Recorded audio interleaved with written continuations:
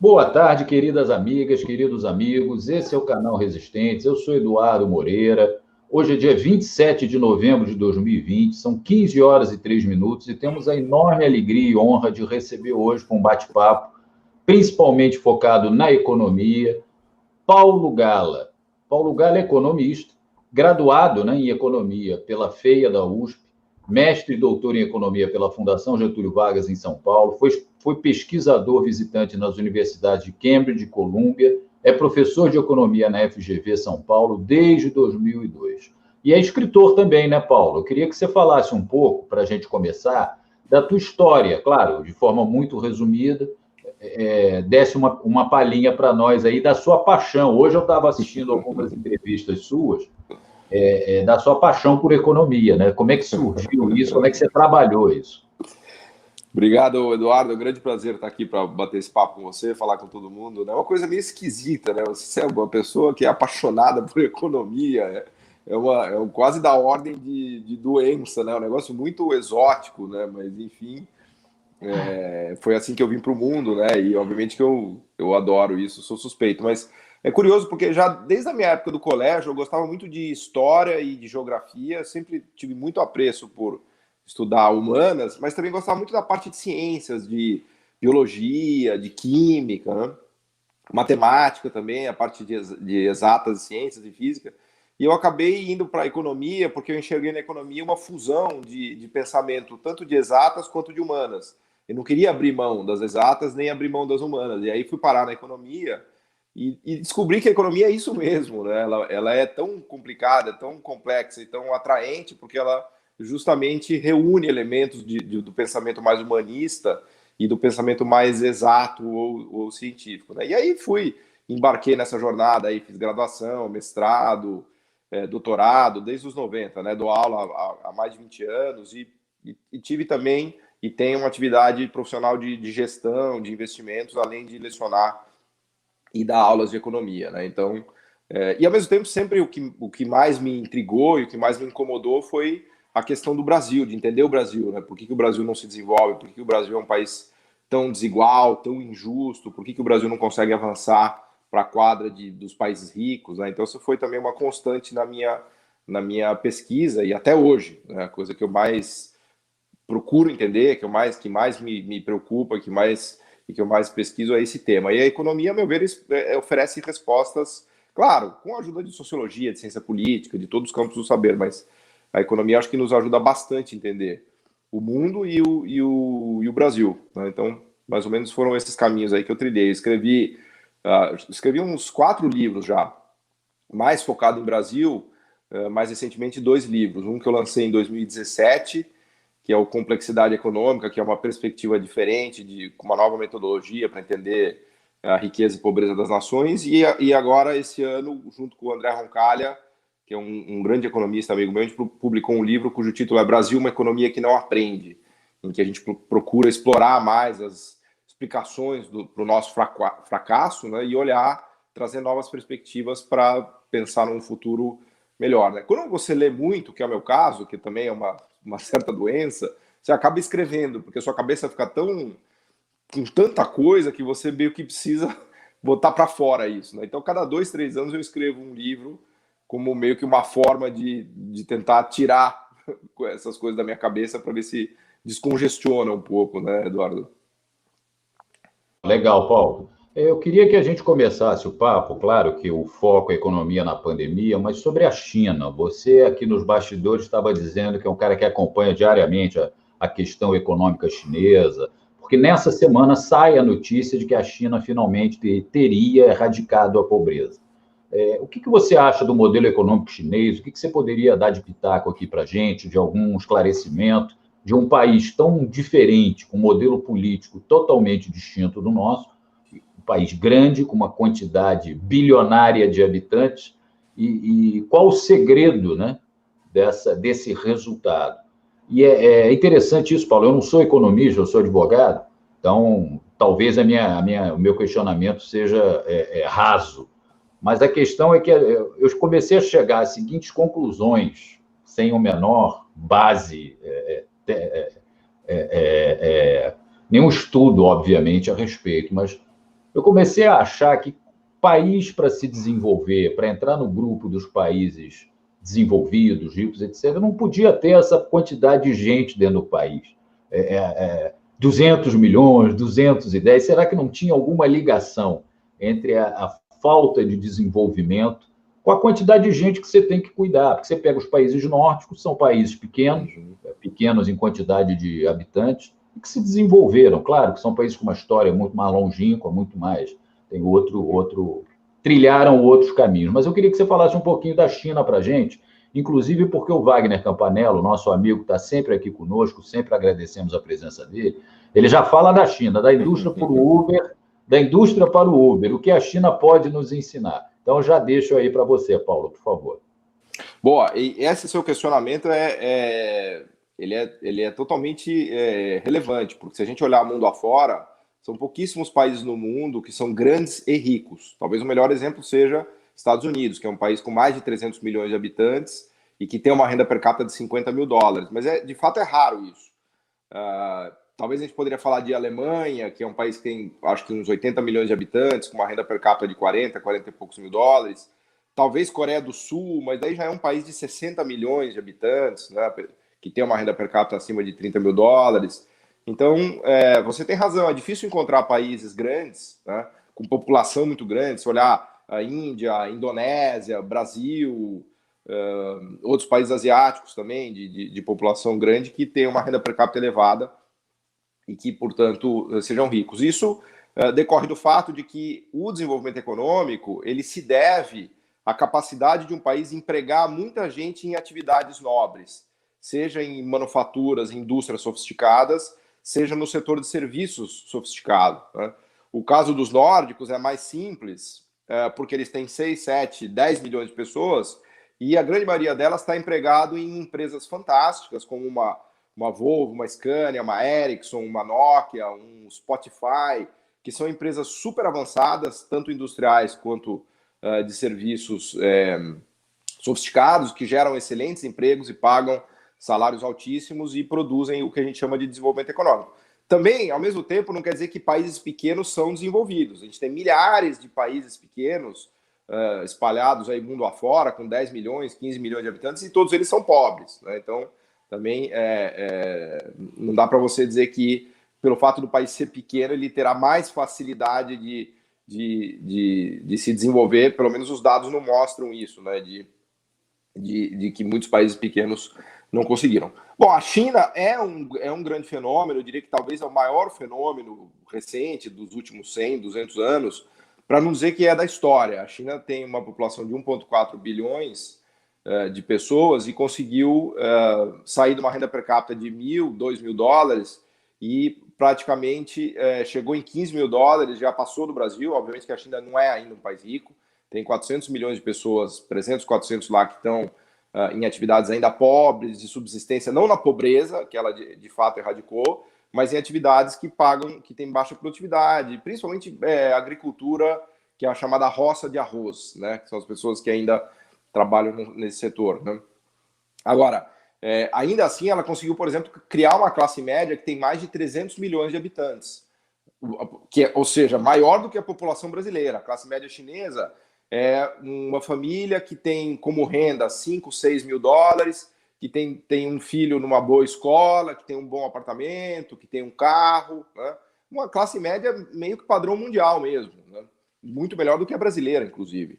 Então, a China, no processo de desenvolvimento que vem sendo conduzido lá por Estado e por mercado, eu quero falar um pouquinho disso, produziu muita riqueza econômica, muita riqueza econômica. Eu acho que o truque aí da China, do modelo econômico chinês, é produzir melhor qualidade de vida. Então, o chinês de hoje está muito satisfeito, né? Aliás, tem pesquisas que são feitas sobre a avaliação que os chineses fazem dos políticos e do sistema político, e a avaliação que eles fazem é muito melhor do que do Ocidente. Então, apesar de eles estarem numa ditadura em que eles não votam, eles podem fazer alguns votos indiretos para eleger deputados e tal, mas é evidente que o Partido Comunista controla com mão de ferro. Mas, apesar dessa falta de liberdade política, o chinês adora a situação dele, porque ele está enriquecendo. Então, o filho é mais rico do que o pai é mais rico do que o avô, quando você olha para frente na China, o futuro parece muito melhor do que o passado. Enquanto que, por exemplo, no Brasil e nas sociedades ocidentais está acontecendo o contrário. Em geral, os filhos são mais pobres do que os pais mais pobres do que o avô. Há um empobrecimento pelo menos um empobrecimento relativo das sociedades ocidentais e um grande aumento de desigualdade também. Então, o sucesso da China é produzir uma melhora de qualidade de vida para todo mundo. Por isso que o povo chinês acredita muito no governo, apesar de ter um sistema duro, um sistema rígido de ditadura, né? E podemos ficar discutindo horas aqui sobre o que é exatamente a ditadura e tal, mas é evidente que não há voto para trocar a presidência da República lá na China. E aí, quando a gente olha para o modelo chinês, o que a gente vê é que o governo soube articular com muita inteligência os chamados mecanismos de mercado, ou seja, ele criou uma iniciativa privada robusta, inovadora, ao mesmo tempo em que ele usou a força do Estado, as estatais, o crédito público, os incentivos à inovação, os subsídios, para ajudar as empresas chinesas. Então, o governo chinês ele criou uma incrível iniciativa privada e um incrível sistema produtivo que conquistou o mundo. Né? Essa é a grande sacada da China. Os produtos chineses, eles conquistaram o mundo. Se a gente olhar hoje para eletrodoméstico, ar-condicionado, agora eles avançam com smartphones. Se a gente pegar a Huawei já é a maior produtora de smartphones do mundo. Ela já superou a Apple e a Samsung. Agora os carros chineses também têm ganhado espaço, os carros elétricos, a parte de maquinaria pesada chinesa tem ganhado muito espaço no mercado mundial. Então, o Estado chinês, desde os 70, e obviamente com a virada do Deng Xiaoping, isso se intensificou, conseguiu criar um ambiente para a iniciativa privada florescer, para o mercado florescer, mas também não abriu mão dos mecanismos de coordenação de Estado. Então, eles criaram as zonas especiais de exportação, fizeram investimentos públicos pesadíssimos em infraestrutura.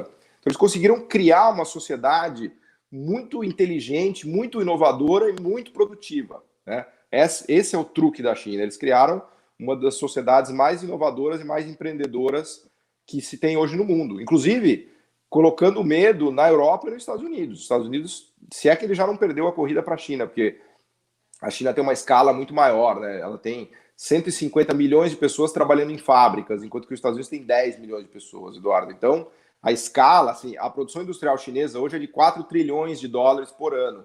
É o dobro da produção industrial americana, que é de 2 trilhões. E só para todo mundo ter uma ideia de proporções, o Brasil hoje não produz nem 200 bilhões de dólares de produção industrial por ano.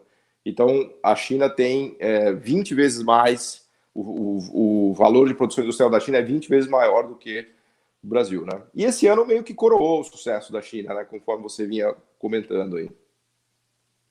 Não, é muito interessante esses dados que você está trazendo, Paulo.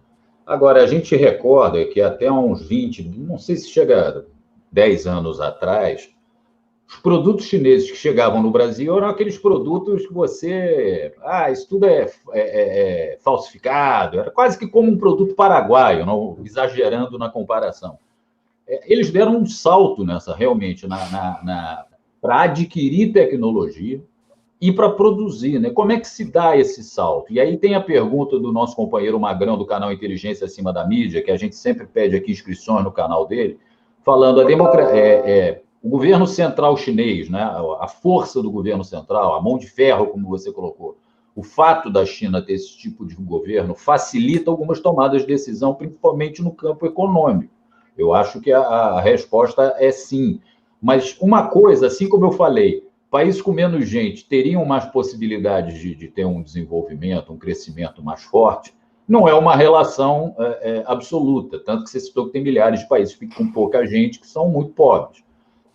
E também acho que não é o fato de ter um governo central muito forte que necessariamente implica num resultado econômico como a China tem. Você tem Coreia do Norte, Cuba. Exato. Mas certamente, no caso chinês, ajuda, né, Paulo? Sem dúvida. Essa questão tecnológica, né, que vocês comentaram, que você perguntou, inclusive do produto falsificado, ela nos ajuda muito a entender como é que um país enriquece, como é que se dá o processo de desenvolvimento econômico. E a falsificação é natural. Isso aconteceu na vida de todos os países. Todos os países que são hoje ricos, em algum momento eles copiaram e falsificaram. Eu me lembro, na minha época dos anos 80 e 90, isso se aplicava a Taiwan, a Coreia. Você tinha tênis falsificados, produtos eletrônicos falsificados, né? E lá atrás, a própria Alemanha, os suíços copiaram muito dos alemães. Então, isso não é uma característica de algum povo que copia outro povo. Isso é uma característica natural do processo de enriquecimento. Porque um país que é pobre é um país que não sabe fazer coisas. Ele está aprendendo ainda. O sistema produtivo dele está numa fase de aprendizado. Aliás, por isso que o título do nosso livro é Brasil, uma economia que não aprende, né? Só que o processo de aprendizado, ele é, por definição, inicialmente um processo de cópia. Até uma criança, quando começa a aprender a fazer coisa, ela copia, começa a copiar os pais, e aí, eventualmente, ela vai aprendendo a fazer e ela começa a criar coisas próprias dela, né? Então, no desenvolvimento econômico, é a mesma coisa. Os países mais pobres, eles vão copiando, vão produzindo coisas baratas que as próprias multinacionais e outros países transferem para esses países mais pobres, também foi o caso da China, e, eventualmente, esses países aprendem a fazer e começam a criar o que você falou, os seus próprios produtos, suas próprias marcas, sua própria inovação. E aí o país já, obviamente, subiu o que eu gosto de chamar da escada tecnológica. Então a China, até os anos 2000, ela foi essa economia ainda simplista e pobre, que copiava e fazia produtos falsificados e não respeitava patentes. Mas a partir de 2005, 2010, o governo chinês teve muito clara a ideia de que precisaria se criar um sistema de inovação e produtivo próprio na China, com tecnologias chinesas, com capacidades chinesas, com inovação chinesa. E demorou, Eduardo, muito tempo para fazer isso. A China agora conseguiu, em 2020, ela está conquistando o espaço, colocou mais de 30 satélites para rodar o sistema de GPS deles, eles dominam a tecnologia 5G, que nem os Estados Unidos consegue fazer, da internet rápida, eles viraram o número 1 do mundo de smartphones com a Huawei, mas isso tudo foi fruto de um desenho que o governo chinês foi fazendo nos planos quinquenais. A gente está, acho que já no 15º, se não me falha a memória, em que o governo ia desenhando, vamos dizer assim, políticas de incentivo, de subsídio de inovação, de compras de governo, de zonas especiais de exportação, de transferência tecnológica. Isso é chave também para entender o sucesso da China, porque os chineses nunca esperaram que os ocidentais transferissem tecnologias para eles. Eles obrigaram os ocidentais a transferir tecnologia. Quem faz isso é o governo, né? Se você deixar o mercado funcionar, é evidente que uma empresa multinacional não vai transferir tecnologia para uma concorrente na China. É tudo que ela não quer é perder o mercado e perder a concorrência para esse concorrente potencial. Só que o Estado chinês fez desenhos muito interessantes. Falou, olha, você quer vir produzir aqui em Shenzhen, que é uma super cidade tecnológica, com infraestrutura boa, educação boa, etc., tá bom, eu te ajudo, a multinacional ocidental vem aqui, só que você vai ter que transferir tecnologia para nós chineses. Então, você vai ser obrigado a ter uma joint venture local, fazer sociedade com uma empresa local, e você vai ter que transferir essa tecnologia para nos ensinar a fazer o que vocês sabem fazer. Isso vale para carros, autopeças, aviões, eletroeletrônicos. Então, a China passou 20 anos meio que sugando a tecnologia ocidental, e as multinacionais do Ocidente fizeram isso porque elas tinham interesse na mão de obra chinesa barata, na infraestrutura para exportação e na qualificação, e meio que foram transferindo, só que agora eles se arrependeram, Eduardo, é importante dizer isso. É o que eu costumo brincar, a China era um dragãozinho que todo mundo achava graça, alimentava, ia produzir lá que era baratinho, havia um certo menosprezo, né? Agora a China virou um dragão gigantesco que ameaça dominar o mundo, então os países ricos estão desesperados, tentando lutar contra a China, né? O Trump é só mais um exemplo, vamos dizer assim, uma representação mais clara disso, né, Eduardo? Não, legal. Agora, é interessante o que você falou aí, Paulo. Aí eu volto àquela questão do poder central forte, nos planos quinquenais chineses. Na democracia representativa liberal, por exemplo, no Brasil, nos Estados Unidos, é muito difícil você ter uma estratégia de médio e longo prazo, porque há mudança de governo, há mudança de cabeças pensantes e tal. Isso, no caso, para um desenvolvimento a médio prazo, ajuda muito você ter. Eu não quero, claro, eu não estou aqui defendendo nenhum tipo de ditadura, nenhum, mas ajuda pelo aspecto do planejamento econômico, né? Essa questão chinesa. Não, eu acho que assim, o planejamento ele não depende da existência de uma ditadura, ele depende de mecanismos institucionais no país que consigam, vamos dizer assim, internalizar aquilo, para que aquilo não dependa de governo, né? Vários países, várias grandes democracias, como, por exemplo, os Estados Unidos, conseguiram, durante vários anos, seguir um planejamento, vamos dizer assim, bastante sólido, né? Se você pegar desde o New Deal, no pós-Segunda Guerra, em Bretton Woods, há uma tradição americana, até mesmo no século XIX, é uma tradição americana de planejamento e de condução da economia. Até recomendo para quem tiver interesse, tem um livro muito legal do Brad DeLong, que é um economista americano, que chama Concrete Economics. Não sei se foi traduzido para o português. Em que ele analisa toda essa tradição americana de planejamento público, de investimento público americano, passando inclusive pela NASA, pela chegada do homem à Lua, pelo desenvolvimento do complexo militar e tal. Isso ficou embutido na sociedade americana, em vários lugares, no Pentágono, na própria psique americana, né? Agora, mas para fazer o ponto aqui que você tem razão, até isso tem se perdido nos Estados Unidos. Os americanos se questionam onde é que foi parar essa visão americana do planejamento, da coordenação. Os próprios alemães já tiveram isso no passado. Então, vamos dizer, não necessariamente você precisa de uma ditadura para que um plano de longo prazo seja seguido. Você pode ter instituições, o Brasil tem, por exemplo, o BNDES. O BNDES é uma grande instituição de planejamento e de investimento público fundamental, que está aí na história brasileira desde o Getúlio. Mas, mesmo tendo o BNDES, é o que você falou, com essas mudanças de governo e com a cabeça totalmente oposta, o que a gente tem visto desde o governo Temer é uma tentativa de destruir o BNDES. Mas para você ver como isso está arraigado na sociedade brasileira. Em 5 anos ainda não conseguiram, né? Mas, de fato, se não tiver um planejamento econômico embutido no tecido social, nas estruturas de Estado e não de governo, a coisa complica muito, aí sem dúvida, né? Não, maravilha, Paulo. Vamos falar um pouco agora de Brasil, né? Que é o grande tema, obviamente, do nosso debate. É o teu item permanente de pesquisa, né? Pesquisar o Brasil. Queria que você falasse um pouco desse seu livro, Um País que Não Aprende, desse uma pincelada sobre o livro, mas não conta tudo, para o pessoal comprar o livro, evidentemente.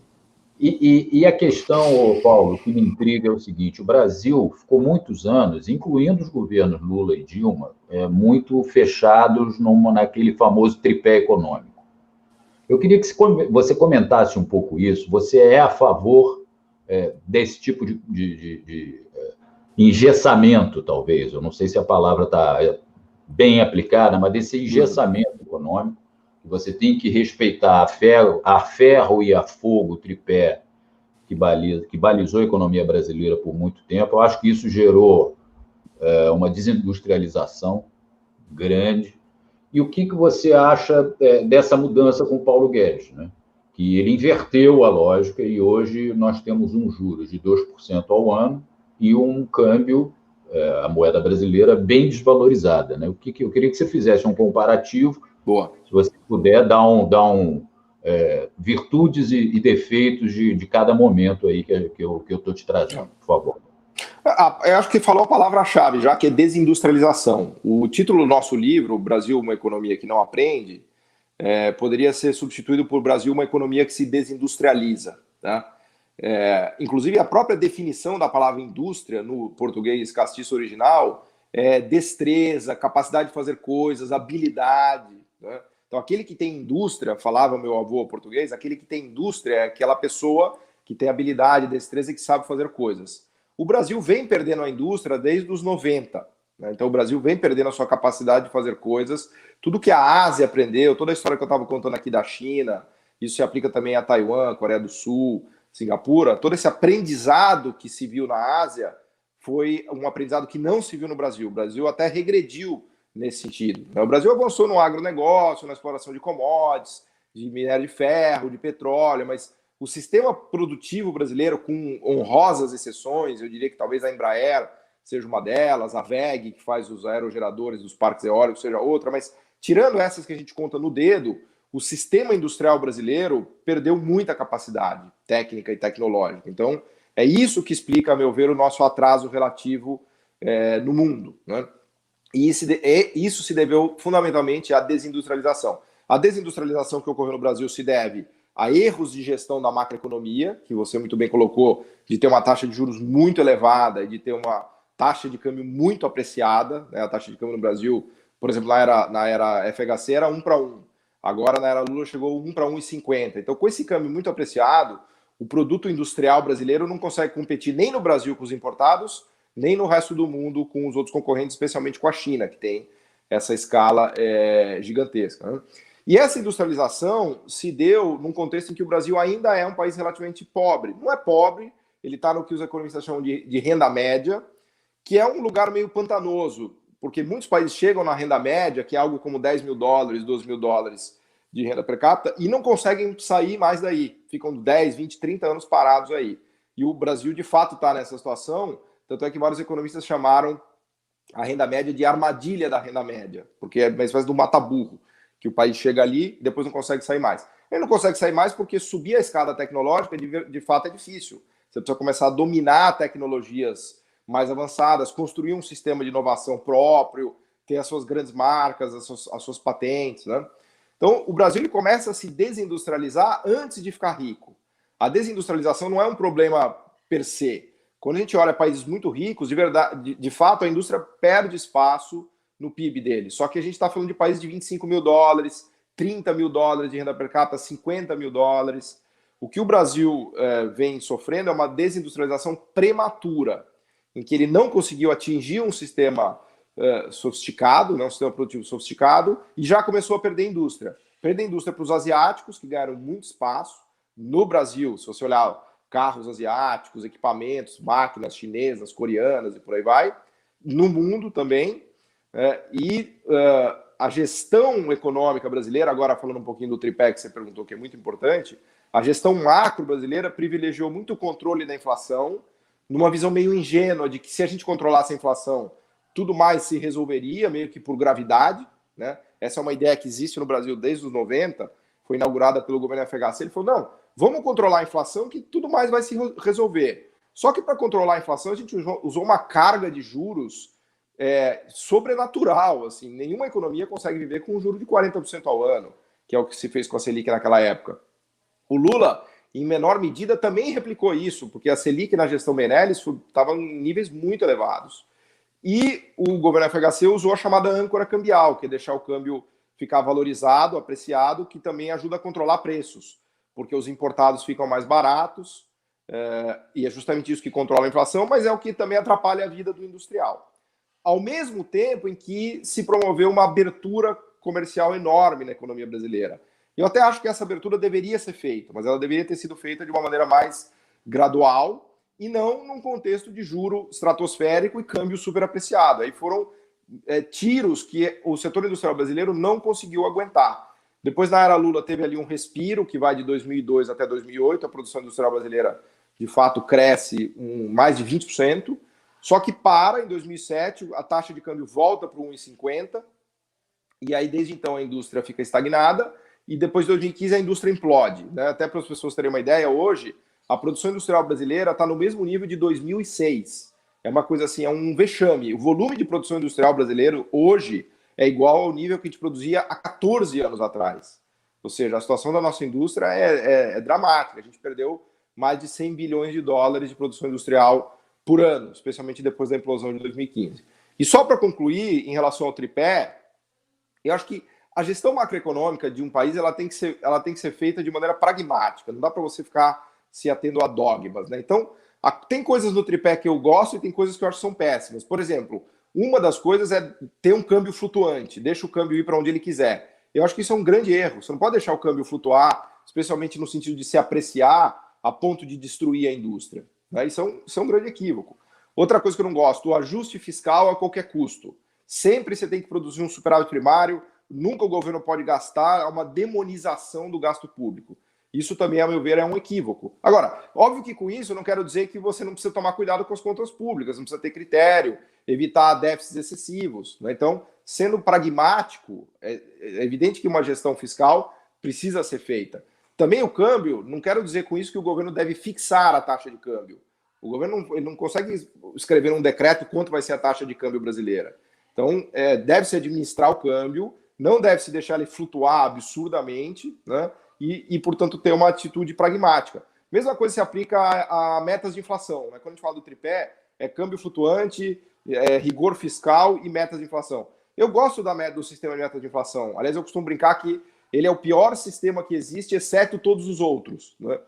Porque se você abrir mão do regime de metas de inflação, você deixa a política de juros muito solta na mão do Banco Central. Porque daí o Banco Central vai fazer o que ele quiser com a taxa de juros. No sistema de metas de inflação, não. O Banco Central ele é obrigado a cortar juros se, por exemplo, a inflação derreter. Vejam que a gente só chegou no Brasil com uma Selic de 2% porque a implosão econômica provocou um derretimento da inflação.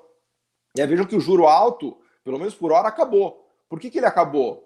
Também porque o regime de metas de inflação obrigou o Banco Central a cortar juros. Porque no regime de metas de inflação, o Banco Central não pode ficar contando histórias. Ah, mas eu acho isso, eu acho aquilo. Não. Se a inflação está muito baixa, tem que cortar os juros, né?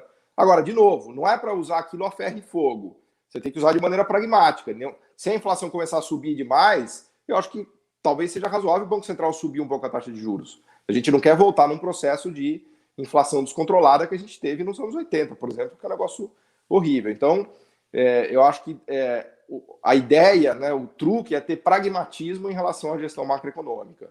E quanto ao tripé, me preocupa muito a coisa do câmbio flutuar demais e me preocupa muito essa obsessão com a questão fiscal também, Eduardo. Não, e vamos entrar nisso, então, para falar de economia na pandemia, né, Paulo? Claro que a pandemia é um fator decisivo no desenvolvimento, na questão econômica desse ano. A gente tem o governo que mais discursa a favor como você falou, do rigor fiscal, e é o que vai deixar o maior déficit. O Paulo Guedes vai receber, eu vou usar uma frase sua, para você ver que eu assisto seus programas. Ele vai ganhar o troféu do déficit, né? Não, vai levar para casa o troféu do maior déficit. Vai produzir um déficit de R$1 trilhão, assim. É um déficit de mais de 10% do PIB, de déficit primário, né? Então, uma ironia do destino, e claro, isso tem muito a ver com a pandemia, mas foi um negócio, assim, gigantesco. E justiça seja feita, assim, na verdade não foi decisão do governo, muito menos do Guedes, foi mais do Congresso. É importante até, Eduardo, a gente ressaltar aqui o papel do Congresso esse ano, porque governo fraco, Congresso forte, né? Quando você tem governo forte, o Congresso fica mais eclipsado. Eu acho que o grande destaque esse ano da gestão econômica foi o Congresso, né? Vamos lembrar, por exemplo, o auxílio emergencial proposto pela equipe econômica era de R$200.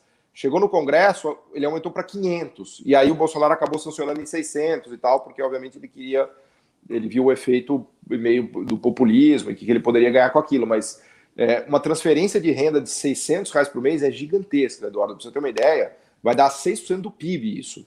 Poucos países do mundo fizeram uma transferência tão grande de renda e parte desse déficit monumental, em geral, o nosso déficit vinha girando na casa de R$130 bilhões por ano. Então, nesse governo, a gente vai ter uma multiplicação por 10 por conta da pandemia e até porque a arrecadação implodiu. Um monte de empresas, mais de 300 mil empresas foram fechadas. Então, isso provoca uma queda de arrecadação brutal. Mas na era Lula e Dilma, a gente operava com superávit de R$200 bilhões. Depois que a economia implodiu, a gente passou a operar com um déficit de 100 bilhões. E esse ano a gente foi para um déficit de R$1 trilhão. Então, esse troféu realmente é incontestável, porque nunca mais a gente vai produzir um déficit tão alto. Né? E o que explica esse déficit? A implosão econômica da arrecadação que caiu muito e medidas de auxílio, principalmente o auxílio emergencial, que vai significar aí quase uns, sei lá, R$400 bilhões. Para também se ter uma ideia da magnitude disso, o Bolsa Família custa R$30 bilhões por ano. Tá? O auxílio emergencial vai superar em 10 vezes o Bolsa Família. O orçamento da saúde do governo federal é de R$100 bilhões. O auxílio emergencial vai quase quadruplicar o gasto do orçamento da saúde. Então, é uma coisa que muita gente não tem ainda ideia do tamanho do que foi isso, e a grande preocupação é o que vai acontecer em 2021. Agora ele já foi cortado pela metade, a economia já está desacelerando, como efeito desse corte do auxílio emergencial. Inclusive, a gente acabou praticamente... a pobreza quase sumiu no Brasil. A desigualdade caiu muito nesses 6 meses por conta disso.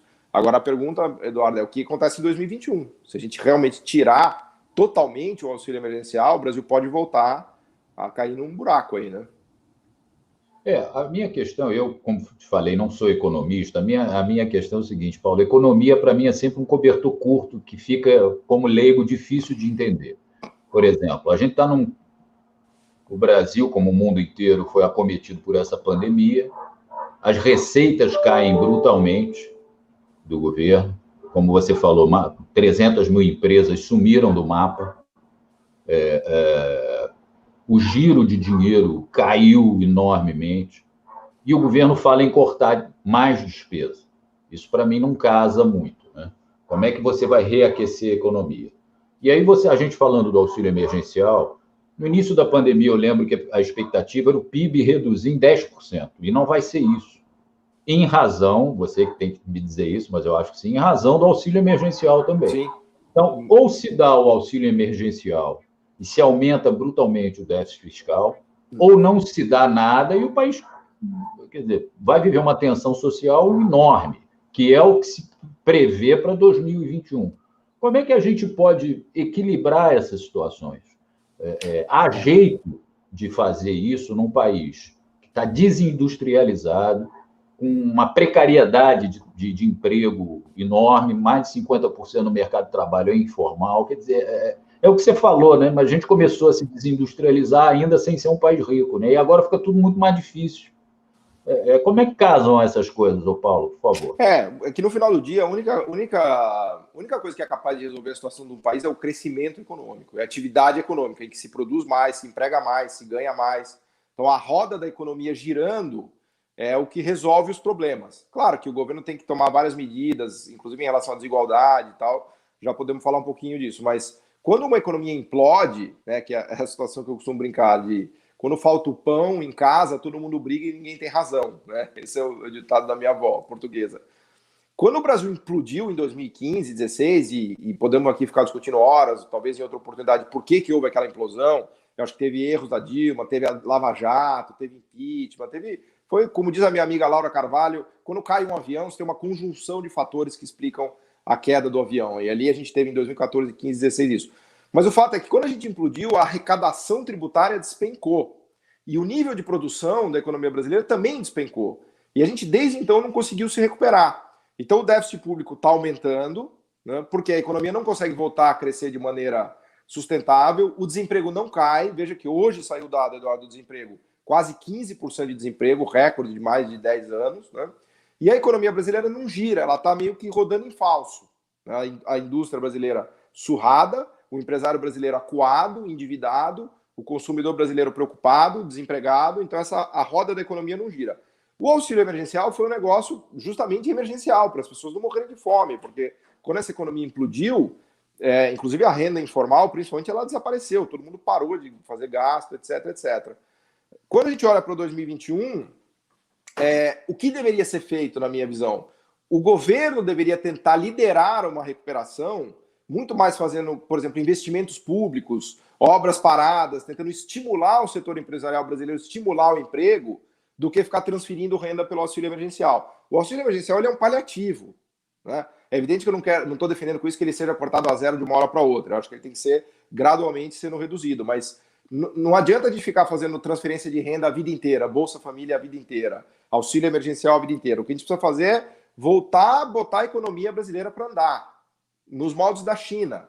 Os empresários voltarem a ter confiança e voltarem a investir, contratarem, o desemprego cair, as pessoas ganharem aumento de salário, voltarem a consumir. Então, essa engrenagem da economia brasileira que foi destruída desde 2014, 15, 16 e que não conseguiu ainda ser reconstruída. E ela só será reconstruída, Eduardo, a partir da ação do governo. Esse é o grande drama. Esse governo... Paulo, vai lá. Desculpa te interromper. E como é que a gente pode esperar algo desse nível se você tem um ministro da Economia que é a cabeça da escola de Chicago, que é radicalmente contra a presença do Estado na economia, né? O cara, aliás, eu acho que o Brasil é o único país que ainda defende essas ideias no século XXI. Você Exatamente. pode... Hoje saiu na revista The Economist, que é a Bíblia liberal, se você quiser, a revista The Economist, uma matéria de capa, uma matéria daquelas que eles chamam líder, né, das principais matérias, falando que os governos têm que fazer gasto fiscal, têm que fazer impulso fiscal, e que a situação fiscal deve depender do desemprego. Ou seja, se o desemprego está elevado, o déficit público precisa ser feito. O gasto fiscal precisa ser feito. Aliás, são as velhas ideias keynesianas dos anos 20, da crise de 29, dos anos 30 e tal. Só que o nosso governo não acredita nisso. O nosso governo, é o que eu costumo brincar, é um açougueiro que tem nojo de carne. Eles não querem fazer nada que diz respeito à ação pública. Eles acabaram tendo feito o auxílio emergencial, mas muito mais por liderança do Congresso. Eles acabaram fazendo o programa do Pronamp, que é um programa que se usa recursos do seguro-desemprego para pagar salário para empresas que não demitem funcionários que ganham até 2 salários mínimos, também capitaneado pelo Congresso. Então, várias dessas coisas foram feitas, foram muito mais liderança do Congresso, da ação do governo esse ano no Brasil, se deveu muito mais a ação do Congresso do que do Executivo. O Executivo não, tudo isso que eu estou te contando aqui, Eduardo, o Executivo não acredita em nada disso, né? Como a gente sabe, né? O Executivo fala, não, imagina, vocês aí que estão falando um monte de besteira. Então a gente está meio que no mato sem cachorro, porque o agente de liderança que a gente precisaria para nos tirar desse buraco é justamente quem não quer fazer isso, né? Ele tem esse governo, essa equipe econômica tem uma visão de que se tira o Estado, a iniciativa privada vai florescer, vai brotar de maneira exuberante. E o que a gente vê no Brasil e no mundo também, né? E é o que você falou, o mundo está muito mais avançado do que o Brasil, porque no mundo inteiro os estados estão ajudando as iniciativas privadas, na Europa, na Ásia, na China, nos Estados Unidos. Agora aqui a gente vê que o governo, quanto mais o governo se retira, mais a iniciativa privada brasileira está minguando. Tem um dado, Eduardo, só para concluir esse pensamento aqui, que é o seguinte: o maior nível de investimento privado sobre PIB no Brasil dos últimos 20 anos foi em 2012. O maior nível de investimento privado no Brasil se deu no momento em que o investimento público estava em seu maior nível nos últimos 20 anos. Ou seja, o investimento público ele turbina o privado. Eles não são excludentes, eles são complementares. Em geral, o que se observa é que quanto mais o governo investe, mais os empresários investem também, porque eles vão abastecer a demanda do governo, eles vão usar a infraestrutura, a economia está aquecida. É o de novo que acontece na China. Na China, o investimento público é 10% do PIB e o privado é mais uns 40%. Né? Por isso que a China investe 50% do PIB. Então, essa ideia de menos Brasília e mais Brasil é um equívoco retumbante, porque quando você tira Brasília, o Brasil também implode. Então a gente precisa de mais Brasília e mais Brasil, né? E claro, houve erros lá no governo Dilma, Lula, podemos discutir isso, mas a conclusão não é vamos jogar o bebê fora junto com a água do banho. Tudo que o Estado faz é ruim, as estatais são todas corruptas, o governo não tem que fazer nada, porque daí a gente está entrando numa espécie de um negacionismo. E no momento que é o da economia da pandemia, que é dramático, que é quando a gente justamente precisaria do Estado. Veja de novo o que aconteceu esse ano. Não fosse o auxílio emergencial, não fosse o Pronamp, não fosse o fundo que fizeram atrasado, mas que acabaram emprestando dinheiro para pequenas e médias empresas a partir de um fundo do Estado, o nosso PIB teria caído 10%, exatamente o que você falou. Né? Vamos cair 5%. Não, maravilha, Paulo. Eu quero fazer só aquele pedido de praxe, né? Quem não for inscrito no canal, se inscreva, dê seu like nessa conversa, compartilhe, impulsione. A gente não está monetizando nossos vídeos, viu, Paulo? Para que a gente tem muita gente que assiste depois, para não que o cara assista depois sem aquelas interrupções de comerciais. Mas a gente é muito dependente das contribuições, claro, do público e do impulsionamento. Então, por favor, compartilhem essa conversa riquíssima, que é essa aula que o Paulo está nos dando.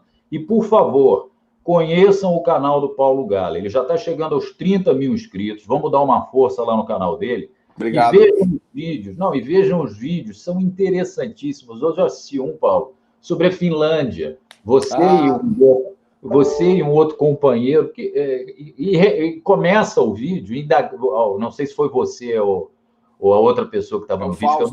Ele tem um canal bem legal, que é Revolução Industrial Brasileira. Ele é um jornalista industrial, uma figura em extinção, né? Ele estuda indústrias no Brasil e no mundo. Não, legal. E começa com a indagação de como é que um país com 5 milhões... Aquilo que a gente começou falando no nosso papo, como é que um país de 5 milhões de pessoas, com gelo em volta dele e em cima dele, um fio sem sol. Inclusive, você mesmo comentou. O dia dura 6 horas, quer dizer, o nível de produtividade dos caras deve ser menor do que o nosso aqui, claro, a qualidade. Agora, é um país que tem empresas impressionantes, né? Você citou a Nokia lá na conversa, que já foi líder em smartphone no mundo. Não, e hoje é líder em 5G. Tem 3 empresas no mundo que fazem o 5G, que é a internet rápida. 2 que são dos nórdicos, que é a Ericsson e a Nokia, e a Huawei chinesa. São as únicas 3 do mundo que dominam essa tecnologia. Não, exatamente. Então, é só para dar uma palhinha para o pessoal, para ir lá no canal do Paulo Gala. Tem vídeos muito bons. Olha, eu realmente fiquei encantado, cara. Aprendi muito, viu? Que legal. Agora, olha só, Paulo. Continua. Vai em frente, que está muito bacana. Quero te estimular a continuar firme aí. Obrigado, cara. Essas palavras... Você que está aí na vida do YouTube, você sabe que não é fácil produzir a quantidade de conteúdo que a gente produz, mas vamos. É bom ter palavras motivadoras. Obrigado. Cara, eu estou aprendendo muito contigo lá. Mas você está falando, eu acho, né? Eu não sou economista, reitero, mas a tua linha é muito keynesiana, né? Quer dizer, o investimento público é fundamental para o crescimento econômico. E muita gente está falando isso aqui no chat. Eu quero saudar a Luciana Escobar, nossa querida amiga, Ângela Sadoc, o Wagner Campanello. Qual é a tua expectativa para 2021? Com a cabeça Paulo Guedes, ou seja, a única coisa que ele quer é privatizar até o Palácio do Planalto, como ele falou naquela famosa palestra em Washington, ou seja, investimento público cada vez menor, sem o auxílio emergencial, claro, está embutido nessa ideia, e com a pandemia, ou o resquício de uma pandemia, que tomara, mas ainda vivendo as consequências dessa brutal desaceleração econômica, dessa recessão. Como é que você imagina o ano de 2021 nesse quadro? E mais, o Wagner Campanello coloca uma questão, está aí até na tela. Desde o início do governo Jair Bolsonaro, têm sido implantadas no país várias ações que redesenham o Estado brasileiro. São medidas para privatizar o Estado. Teremos uma convulsão social? É mais uma pergunta. Claro, é horrível a gente falar sobre o futuro, né? Mas ninguém tem aqui bola de cristal. Mas eu queria te ouvir um pouco sobre o que nos espera em 2021, Paulo, por favor. Como diz um amigo meu, fazer previsões é muito difícil, especialmente sobre o futuro, né? Mas vamos lá.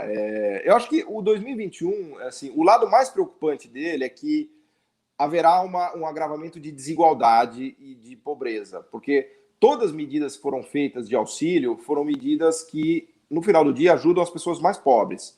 Se a gente olhar, por exemplo, o auxílio emergencial, ele foi para mais de 60 milhões de brasileiros. São 60 milhões de brasileiros mais pobres e que não têm acesso à renda, emprego, nada disso. Então, existe uma grande tendência de que o auxílio, grande parte do auxílio acabe o ano que vem, e os mais prejudicados vão ser os brasileiros que mais precisam. Então, essa é já uma visão meio dramática que a gente tem para o ano que vem, de aumento de pobreza e de desigualdade. A economia vai se recuperar, né? Esse ano a gente caiu 5%. O ano que vem, provavelmente, a gente vai crescer 2%, 3%, dependendo dessa discussão do auxílio emergencial. Mas a gente vai crescer 2% ou 3% porque a gente está tentando recuperar o nível de produção que a gente tinha em janeiro, fevereiro. Então vejam que se a gente cair 5%, a gente precisaria pelo menos crescer 6 ou 7 no ano que vem, para sequer recuperar o nível de produção de janeiro. Então, mesmo crescendo 2 ou 3, ainda é uma situação muito ruim. E lembrando, Eduardo, que em janeiro de 2020 a gente ainda estava quase 7% abaixo do nível de 2014. Então, o PIB brasileiro está muito devedor. Por isso que o desemprego não cai, por isso que a situação do mercado de trabalho é dramática, né? Então, o que a gente vai ver para o ano que vem é uma relativa melhora, mas é uma relativa melhora que não dá nem para falar, porque a gente está comparando com o ano de 2020, que foi o pior ano da história, né? Então, quer dizer, melhorar um pouquinho em relação a 2020, tudo bem, não vai piorar mais, porque de fato há setores que estão se recuperando. A vacina, eu acho que vai ser uma realidade, eu acho que realmente elas já vão. A notícia que eu tenho em São Paulo é que até março, praticamente 40, 50 milhões de pessoas já estarão vacinadas, que o Butantan está trabalhando pesadamente nisso, com a Sinovac, com a vacina da Pfizer. Então, haverá vamos dizer assim, uma volta meio que natural do setor de turismo, que parou, de hotéis, de aviação, de restaurantes. Então, tudo isso vai trazer uma volta de atividade econômica, vai trazer alguma melhora. Só que, de novo, é alguma melhora que sequer consegue retomar o que a gente tinha no janeiro de 2020, que, por sua vez, já era muito ruim. Então, a gente está cada vez mais devedor, né? Está cada vez mais devedor, né? Desculpa te interromper um pouquinho, Paulo. De quem sai com esse déficit de PIB enorme que a gente vem, não só de 2020, que vai ser queda de 5%, crescer 2% ou 3%, me parece que é meio que natural. Quer dizer, não vai ser nenhuma ação do governo que vai promover esse crescimento, né? Meio que você, quando tem períodos de muita queda, é muito natural que o ano seguinte você comece a crescer alguma coisa, porque a base de comparação também é um negócio horrível, né? Não, exato. São restaurantes que estavam fechados que vão voltar a reabrir, são shopping centers que estavam fechados que vão voltar a reabrir, são voos domésticos que vão voltar a funcionar, pessoas que vão viajar, vão para hotéis, quer dizer, a gente vai simplesmente tentar retomar o que a gente já fazia em janeiro. Mas isso não é crescimento de verdade, a gente precisaria crescer 6% ao ano durante 5 anos, para retomar aquele patamar de 2014. Veja, Eduardo, hoje a gente deveria estar pelo menos uns 25% acima do que a gente está. Foi o que aconteceu com a Ásia, é o que está acontecendo com a China. O próprio Estados Unidos vem conseguindo crescer 2% ao ano. Então, a falta de crescimento num país relativamente pobre como o Brasil é dramática, porque são milhares de empregos que a gente deixou de criar e são milhares de pessoas que chegam no mercado de trabalho e fazem o quê? Não fazem nada, porque não existe emprego, né? Então, realmente é muito difícil. E o governo, é o que você falou, ele não tem nenhuma intenção de fazer qualquer coisa relacionada a investimento público, a medidas de estímulo.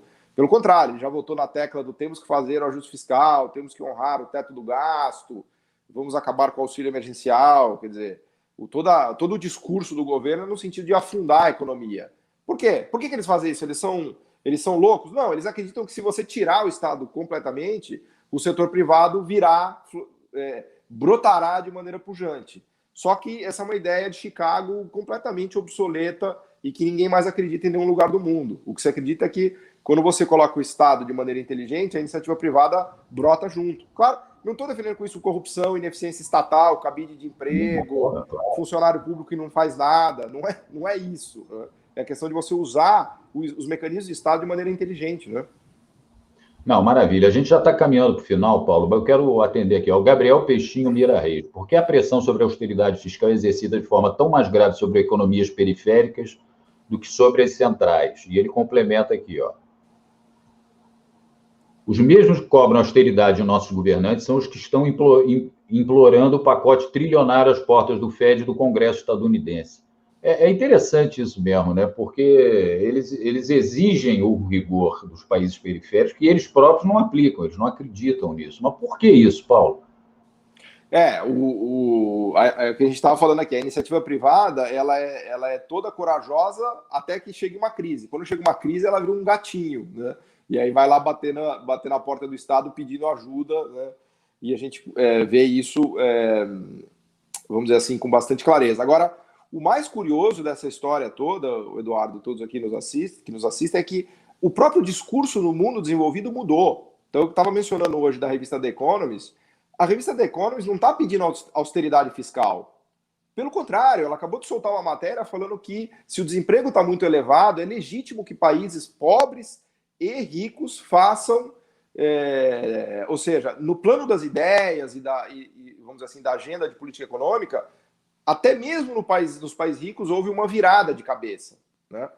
O dramático é que os governos, muitos governos, especialmente o governo brasileiro, estão completamente fora de sintonia com isso. Então, eles querem colocar uma austeridade fiscal aqui absurda, que não tem sido praticada em nenhum lugar do mundo, seja em país rico, seja em país pobre. Assim, é evidente que tem um ponto que o espaço fiscal monetário que um país rico tem é muito maior do que o espaço fiscal monetário do que o Brasil.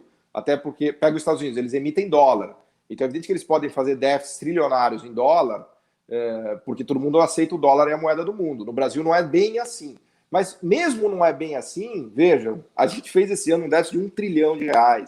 Eu nunca imaginei na minha vida que a gente seria capaz de se fazer um déficit de R$1 trilhão no Brasil. E se fez. Isso foi financiado com dívida pública. A dívida pública foi a 100% do PIB. O juro está na mínima histórica. O custo da dívida do governo brasileiro está na mínima histórica. Então vejo que, de repente, lembra da reforma da Previdência? Se falava numa economia de R$1 trilhão em 10 anos. A gente gastou em 1 ano. Então veja como o Brasil tinha espaço fiscal. De repente apareceu dinheiro. De repente a gente distribuiu 400, 500 bilhões de reais em auxílio emergencial. Não é esquisito isso, Eduardo? Por que antes todo mundo dizia que não tinha e agora tem 1 trilhão? Ou seja, isso só nos mostra que nosso espaço fiscal era absurdamente maior do que se imaginava. Está provado. O 2020 provou isso. Maravilha, Paulo. Só trazer aqui, quer dizer, durante essa semana tiveram 2 notícias, né? André Lara Rezende defendendo, como você está falando, investimento público para sair da crise. E o André Lara Rezende não é um economista de esquerda, propriamente dita, né? Então, reforçando o que você está falando, é quase consenso no mundo inteiro que, nesse momento, é necessário investimento público. E a questão do Paulo Guedes, saiu uma notícia de que, acho que foi no Estadão, de que o mercado abandonou o Paulo Guedes. Isso é meramente uma briga de força, uma disputa de um cabo de guerra, ou, de fato, o Paulo Guedes está abandonado por esse tal mercado, Paulo? Primeiro que essa coisa que o Lara Rezende fala é fundamental. O investimento público é o quê? É um agente que quer gastar, que não é o setor privado que está acuado, que não é o trabalhador que está desempregado, nem o empresário que não quer investir. Então, se ninguém gasta, ninguém investe, a economia afunda. Para que ela não afunde, a gente precisa de alguém que tome o risco e faça esse gasto, de preferência sendo um investimento público. Porque o investimento público ele traz um monte de coisas boas, né, de infraestrutura, etc, etc.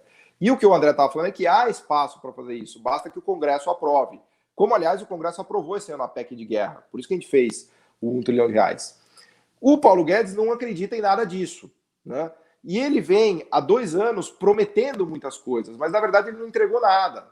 Veja que ele está falando em privatização faz 2 anos. Ele não privatizou nada, absolutamente nada. A única coisa que foi feita foram vendas de subsidiárias da Petrobras. Mas isso não é, no limite, não é uma privatização, porque a Petrobras ela foi lá e vendeu um pedaço dela, né? Então ele está ficando meio desacreditado. A reforma da Previdência, quem fez foi o Congresso. Todas as medidas que foram tomadas esse ano foram medidas tomadas foram levadas adiante pelo Congresso. Então, o Paulo Guedes está ficando meio como uma espécie de rainha da Inglaterra, né? Enfim, o mercado financeiro percebeu isso e acho que é mais ou menos esse é a visão que se tem hoje, né, Eduardo? Maravilha, Paulo. A gente está chegando no nosso limite de tempo aqui. Eu quero te agradecer demais a tua gentileza, a tua atenção, não só no contato pré-bate-papo aqui ao vivo, mas a tua participação aqui. Eu quero te convidar já em público, você voltar muitas outras vezes, tá, Paulo? E reitero o convite a todos que vão lá no canal dele, que vocês vão aprender muito, é muito bacana. Se inscrevam no canal do Paulo Gala. Então, quero te deixar aí para as considerações finais, Paulo, por favor. Boa, obrigado, Eduardo. Não, eu te agradeço, prazer estar aqui para fazer esse bate-papo, essa conversa, te parabenizar pelo seu trabalho também. Eu acho que a gente tem uma grande vantagem hoje em dia, que são essas redes sociais em que a gente pode se comunicar, pode debater ideias, pode colocar visões, e eu acho que isso é muito salutar num mundo em que a imprensa tem uma qualidade muito ruim, né? Eu frequento a imprensa econômica há mais de 20 anos, assim, você vê que você chega lá é sempre aquela mesma visão. O jornalista tem um roteirinho que ele só quer que você preencha aquelas lacunas ali do que já foi editado da matéria. Então, o acesso à informação é muito ruim no Brasil. As pessoas não têm oportunidade de... Tudo bem, assim, cada um decide, acredita no que quiser, mas as pessoas, pelo menos, precisam ter a oportunidade de ouvir outras visões, outras narrativas, outros dados, outros fatos, né? E o legal do YouTube e dos Facebooks e todas as redes sociais é que a gente tem canal de expressão agora, né? Então, é o que eu procuro fazer lá no meu canal do YouTube, que você está fazendo, que eu te parabenizo também, que eu acho que é uma luta que a gente deve fazer, se não, no mínimo, por uma luta por um acesso e por uma qualidade de informação melhor, né? Que eu acho que é fundamental para a gente conseguir amadurecer o debate público, né? Então, é um prazer, conta comigo, sempre que você quiser, a gente conversa e te agradeço. Não, obrigado, Paulo. Eu sou advogado trabalhista, rapaz, e era interessante, exatamente na linha aqui. Não é novidade para ninguém, né? Na época da reforma trabalhista, que eu sou contra a reforma que foi feita e do modo que foi feita. Eu não quero dizer que eu acho que a CLT de 43 tinha que estar toda ela até hoje em vigor. Eu acho que ela precisaria de uma atualização, claro, tem. O que a gente estava falando antes de entrar ao vivo. Hoje muita gente trabalha home office. Isso em 43 não existia computador. A CLT não tem como prever as inovações, as modificações da relação de trabalho. Agora, na época da reforma trabalhista, eu ouvi do CBN, Band News, não era um advogado trabalhista que era convidado, não era um juiz do trabalho, não, era economista a favor da reforma. Eram só esses caras que dão entrevista. Quer dizer, a linha tem que ser aquela que o jornal quer vender.